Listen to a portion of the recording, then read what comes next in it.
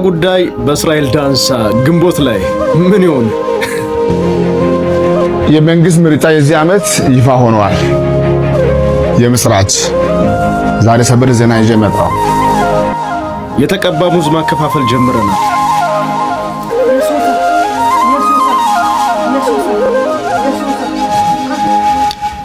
እግዚአብሔር ስለ ሰው ጨርሶ ስለ ጉንዳንና ስለ ነብር ስለ ዱር አራዊት መናገር የጀመረበት ዘመን፣ ከነሱ ጋር እንድናወራ እድል የፈጠረበት ዘመን። እግዚአብሔር ይመስገን እኔ ጋር ሰላም ነው፣ አንተ ጋር ሰላም ነው። እሺ ነብሩ እሺ። በጾም ወቅት የማንመገባቸው ምግቦች ለምን እንደማንበላቸው? እንቁላል አንበላም፣ ስጋ አንበላም፣ ወተት አንጠጣም አይደል?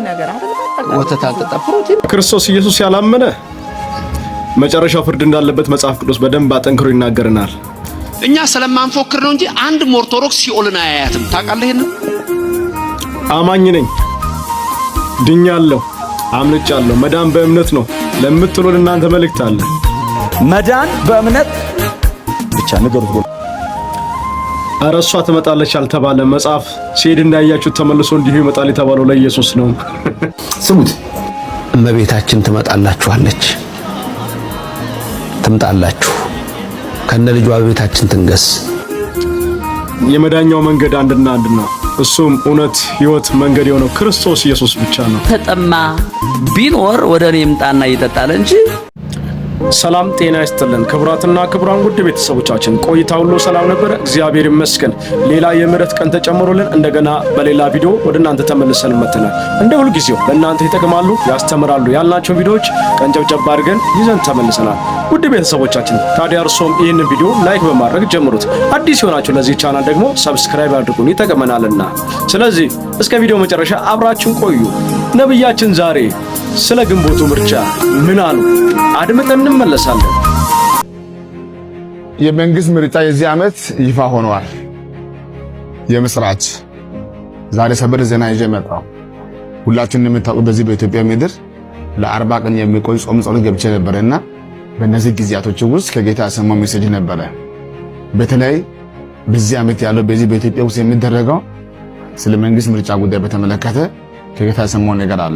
እንግዲህ ከዚህ ቪዲዮ የምንመለከተው ነገር ቢኖር መልእክቱ ራሱ እውነተኛ ስለመሆኑ የሚያጠራጥር ብዙ ነገሮችን ማንሳት እንችላለን። መልእክቱ ትክክለኛ ነው፣ አይ እግዚአብሔር ተናግሮታል የምትሉም ልትኖሩ ትችላላችሁና ወዳጆቼ ምናልባት እንደ እግዚአብሔር ቃል ስንመዝነው እንደ እግዚአብሔር ቃል ስናይ እግዚአብሔር ለነቢያቶች ይናገራል አይናገርም የሚለው ጉዳይ ምንም አጠያያቂነት የለውም። እግዚአብሔር ይናገራል። እግዚአብሔር የሚናገርበት መንገድ ብዙ ነው። ነገር ግን ስንረሳ የሚያስታውሰን ስናጣ የምንመጣበት መንገድ ብዙ ነው። የምንመጣበት መንገድ በጣም ብዙ ነው። አስታዋሽ ፈላጊዎች ሆነን እንመጣለንና ከዚህ ቪዲዮ የተረዳሁት እሱን ነው። ምናልባት ሌላ መልእክቱን ስለ መልእክቱ ብዙም ማለት ስለማያስፈልግ እናንተ ግን ከዚህ ላይ የቀረላችሁም በኮሜንታችሁ አስፍሩልን። ቀጣዩን ቪዲዮ አይተን እንመለስ እስቲ።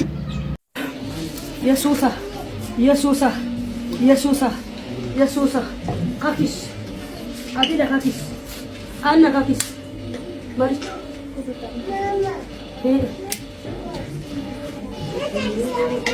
lo manche mo bikir kok ont mante yu bikir ontem manchonnen waga ge bataraw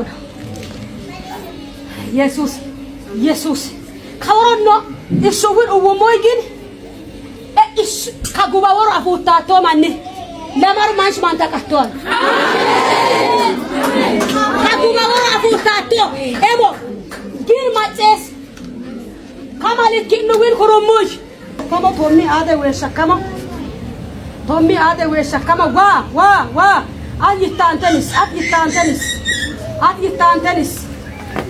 አትይታንተንስ ሜጉቱር ሶስት ሜጉቱር ላጫማጫበ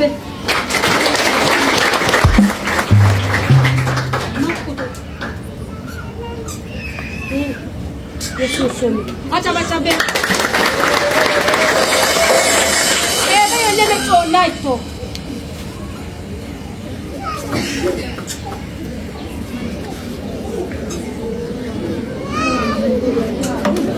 You want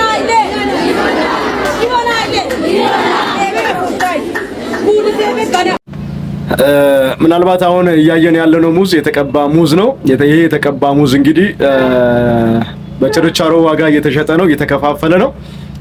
ምናልባት ወስዳችሁ ማከፋፈል የምትፈልጉ በአድራሻችን መሰረት ታገኙናላችሁ የሚል መልእክት ብቻ ነው የቀረን። ስለዚህ ይሄ መልእክት ደግሞ ወደፊት ተጽፎ እንደምናገኘው ተስፋ እናደርጋለን።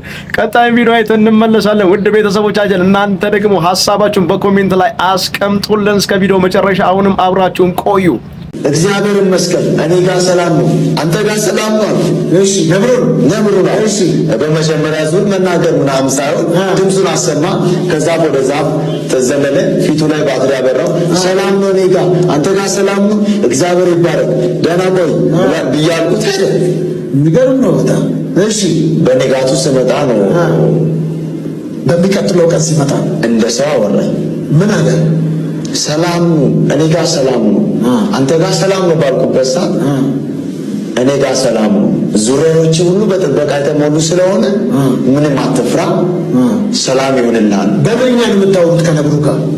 እንግዲህ ምንድን ነው የምታወሩት? ኖርማል ነው። በአማርኛ ነው የምታወሩት? ኖርማል በኖርማል በአማርኛ ታወራለህ? በአማርኛ ይመልሳል። በአማርኛ ይመልሳል። እሺ በአማርኛ እኔ አይዞ ዙሪያን እየጠበቅን ነው፣ አሁን በኋላ ደግሞ አትፍራ ምናምን ስለ በመልአክ አምሳያ ወይም ቀጥታ በድምፅ መጥቶ ስለዚህ ሰው እግዚአብሔር አምላክ ስናገረን በመድረክ ላይ ሆኜ ያን ሰው ልክ እንደዛ ስናገለግል እንደምንሰማው እንደዚሁ የነብሩን አፉን ሲንቀሳቀስ ድምፁን ባፈረሰማ መጥቶ ይሰማኝ። ሌላ አውሬ አይመጣም ከነብሩ ውጪ? አውሬ እንደዚህ አይነት ልምድም ካለስ ከነብሩ ውጪ በተደጋጋሚ እንትን የሚባል ኮብራ እባብ ይመጣል። ኮብራ እባብ ከአንድም 5 ዙር መጥቷል። 5 ዙር መጥቶ ሌሊት ከ9 ሰዓት ጀምሮ እስከ 12 ሰዓት ከ8 ሰዓት ጀምሮ እስከ 12 ሰዓት ባለው ውጪ ነው የምጸልየው። እሺ ምስጥ የምትባል እንስሳ ምስጥ የምትባለው እንስሳ መጣችና ሙሉ ቤቱን ዱቄት አድርጋ መብላት ጀመረች። ጆሮ እስኪ ደረቀ ድረስ በአንድ ከየት እንደወረደ አላውቅም። እሺ እኔም ያለ ምንም ጥርጥር ወደ ላይ ቀና አልኩና ምን ትጠብቃለህ አልኩ። እሺ አንገት የያዘ ቀይ ጉንዳኖች መጥተው ምኖቹ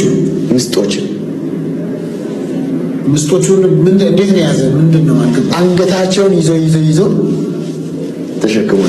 ማን ነው የሚይዛቸው? ጉንዳኖች።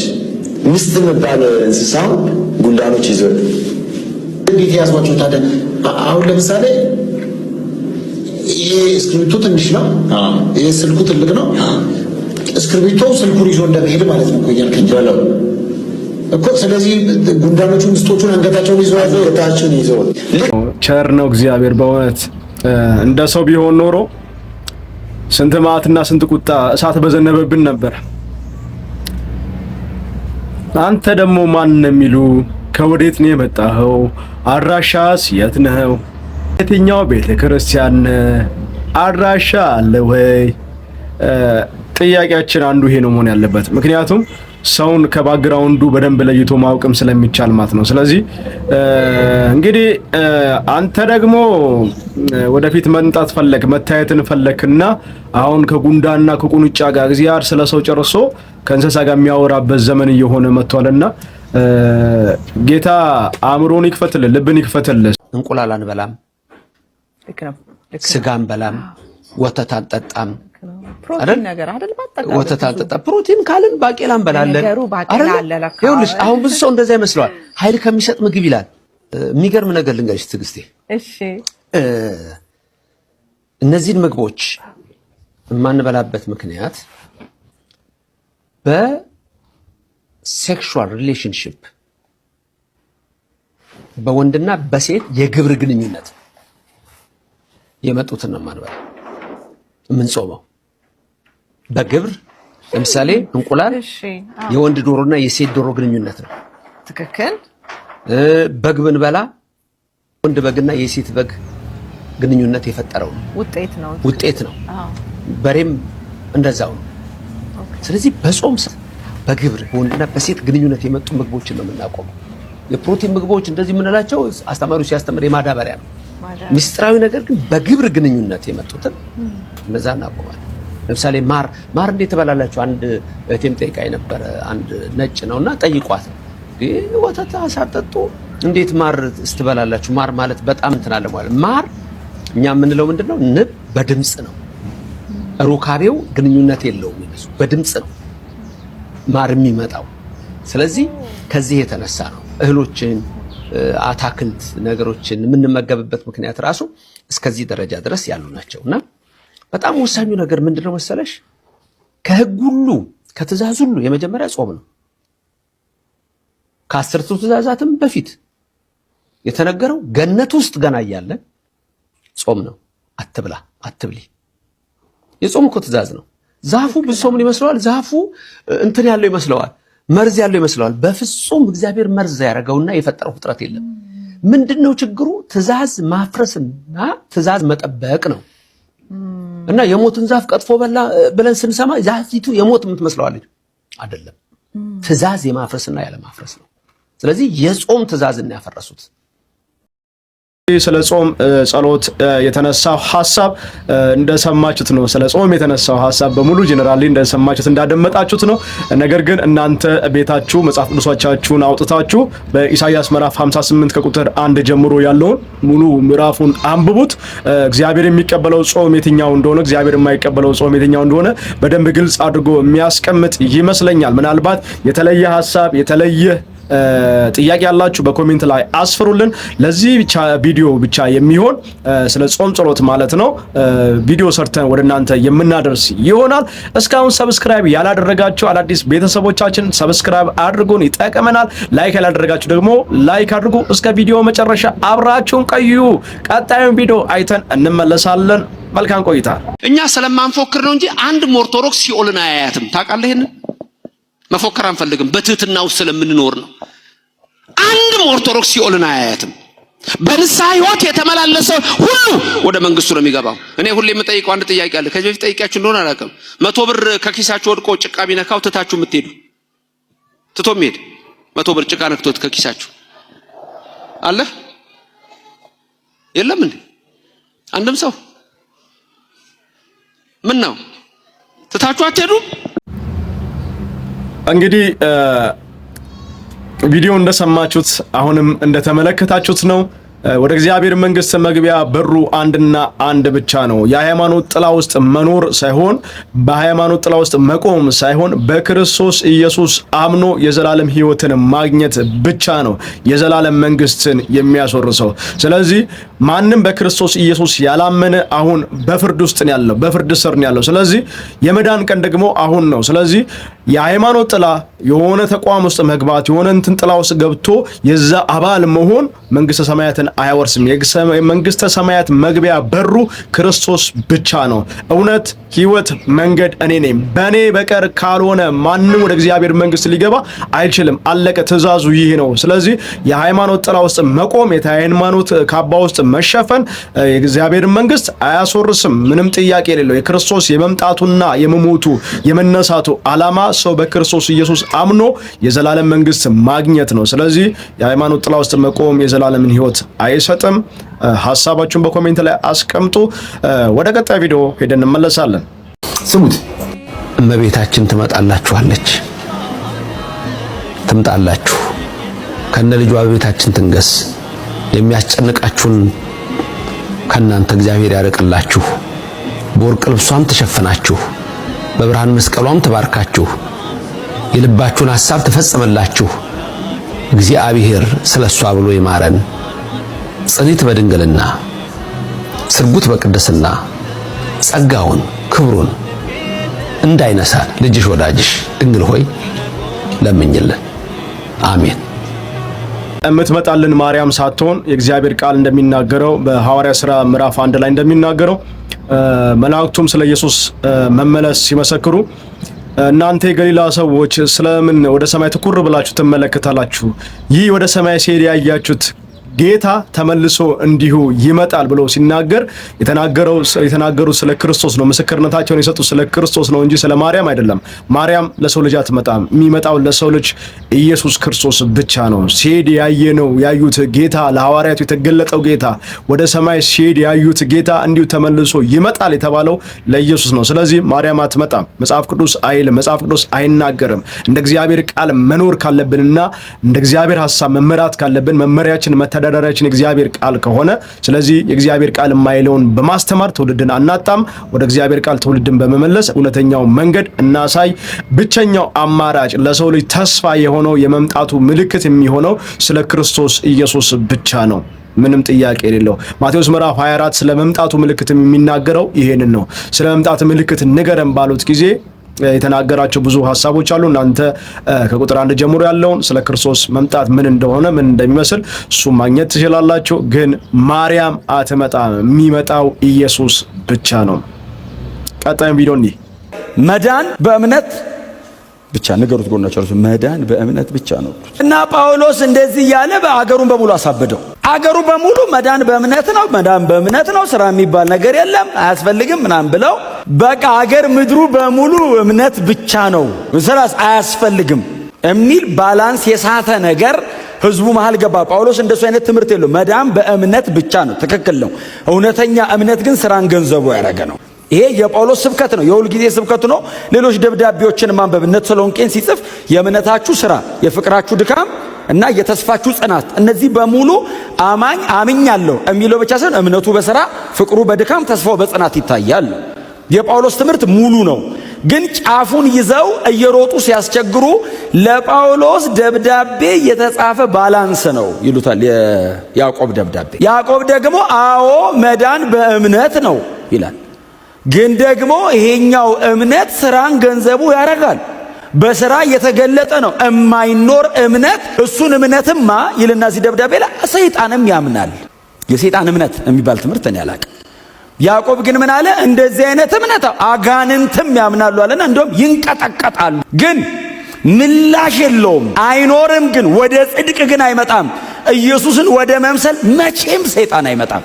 ምንም እድል የለው። እሱም አይፈልግም፣ እግዚአብሔርም ጥሎታል። አንተ ከዚህ የዘለለ እምነት ያስፈልግሃል ይልና አጠገብ ያለ ወንድም ራቁቱን ብታየው እሳት ሙቅ ብለው ብትሄድ በክርስቶስ ኢየሱስ አምኛለሁ ብትለኝ የቱ ጋር ነው እምነትህ? አጠገብ ያለ ወንድም ተርቦ አንተ ጠግበ እየዋልክ እያደርክ አጠገብ ላለ ወንድም ጌታ ይረዳሃል ብለው ብትሄድ ፕራክቲካል ሁኑ ይላል። በጣም ቀላል አይደለም፣ ግን እውነት ነው። እና ይሄ እምነት በእንደዚህ አይነት ስራ መገለጥ አለበት። በጽድቅ መኖር፣ በቅድስና መኖር፣ እግዚአብሔርን እየፈሩ መኖር፣ በጸሎት እየተጉ መኖር አንድ ነገር ነው። አጠገባችን ላለው ሰው እየተቆረስን ያለንን ሼር እያደረግን መኖር ደግሞ እሱም ደግሞ ሌላ ነገር። እሺ ይሄ እንግዲህ ላመናችሁ ጌታ ኢየሱስ ክርስቶስን አምናችሁ ለተቀበላችሁ እምነት ያለ ስራ ምንም እንዳልሆነ በደንብ እንደተረዳችሁ አምናለሁ። ጌታ ኢየሱስ ይባርክ። ነብይ ጥሌ በጣም ትልቅ መልእክትን ያስተላለፍክልን። ብዙ መጨመርም ስለማያስፈልገኝ እናንተ በቤታችሁ ከሰማችሁት ቃል ብዙ ነገሮች እንደምታገኙ ታምናለሁ። መጽሐፍ ቅዱስን ገለጥ አድርጋችሁ አንብቡት። አቧራ ይጠጣ። እናንተ ባነበባችሁት ቁጥር ለህይወታችሁ ለውጥን ያመጣልና የህይወት ለውጥ የሚመጣው በእምነት ብቻ ሳይሆን በስራ ውስጥም ጭምር ስለሆነ አማኝ በስራው የተገለጠ መሆን መቻል አለበት። ተባረኩ። መልካም ቆይታ ይሆንላችሁ። ቀጣይም ቪዲዮ አይተን እንመለሳለን። ወደ ቪዲዮ። ኢየሱስ ማንም የተጠማ ቢኖር ወደ እኔ ይምጣና ይጠጣል እንጂ ማንም የተጠማ ቢኖር ወደ አቡዬ ዓይን ይሂድ አላለም። ወደ እኔ ነው ያለው። ቀጥታ አድሬሱን ወደ ራሱ ያደረገው። እንጀራ በመገበህ ባለበሰህ እንዴት ተረት ትመግበዋለህ? ቁጭ አድርገህ። ኢየሱስ ያድናል፣ ብቻውን ያድናል። ይህንን እመኑ ነው። ይህንን መጽሐፍ ቅዱስ ሰው ቢያነበው ኖሮ እዚያ መድረክ ላይ የሚቆሙትን በሙሉ ውረዱ እንዳናያችሁ ነበር የሚለው። ሰው ወንጌል እንደማያነብ ያ 100% ያውቃሉ አገልጋዮች። የኢትዮጵያ ኦርቶዶክስ ሃይማኖት ሆኖ እየቀጠለ ያለው በህዝቡ ጸሎት ነው። ልንገርህ አባታችን እግዚአብሔር ይባርኮት፣ ጌታ ኢየሱስ ይባርኮት። ትልቅ መልእክት ነው ያስተላለፉልን። እውነተኛ መዳኛውና ማንም ለተጠማው ረፍት መሆን የሚችለው ኢየሱስ ብቻ ነው። ማንም የተጠማ ቢኖር ወደ እኔ ይምጣ ያለው ኢየሱስ ብቻ ነው። ስለዚህ ሌላ መልእክት አያስፈልግንም፣ ሌላም ተልእኮ የለንም። ቃላችን የምንኖርለት ወንጌልና ወንጌል ብቻ ነው። ስለዚህ አባታችን እግዚአብሔር ይባርኮት። ውድ ቤተሰቦቻችን እንግዲህ እስከ ቪዲዮ መጨረሻ አብራችሁን ስለቆያችሁ ከልብ እናመሰግናለን። በቀጣይ በሌላ ቪዲዮ ወደ እናንተ እስክንመለስ ድረስ ተባረኩልን። እንወዳችኋለን። ሰብስክራይብ ያላደረጋችሁ እስካሁን ሰብስክራይብ አድርጉን። ላይክ ያላደረጋችሁ ደግሞ እንዲሁ ላይክ አድርጉ። ሐሳብ አስተያየት ያላችሁ በኮሜንት ላይ አስፍሩልን። መልካም ቆይታ። የእግዚአብሔር ጸጋ የእግዚአብሔር አብሮነት ከሁላችሁ ጋር ይሁን። ተባረኩ።